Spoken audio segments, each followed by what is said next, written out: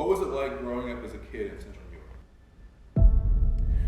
Yeah, growing up in Central New York, lacrosse is so important. You equate it to like Friday Night Lights in football in Texas. That's what it felt like growing up. And I was fortunate to grow up, at West Tennessee, where lacrosse really meant something and kind of fell in the shadows of the Carrier Dome.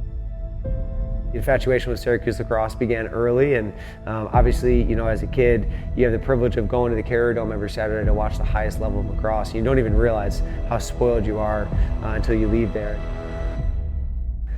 Yeah, I think Syracuse is tradition, the creators game, being born just down the street from the university where the reservation exists. And, lacrosse means something more than just a sport in upstate New York. And when you put on the orange and blue, you think about tradition, you think about history, you think about championships, you think about 22 straight Final Fours, you think about 11 national championships.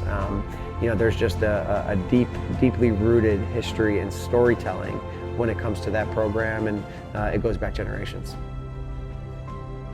When you go to Syracuse, and I had the fortune of doing, you're just another name in the line. It's centuries-long program, and there's a lot of history, there's a lot of rich tradition, and a lot of it's been written. Here, you get to write history. You get to be the first storyteller. They're a century old, we're a decade old. I mean, that's significant. So for our guys in our locker room, putting on our uniform, you really are creating history.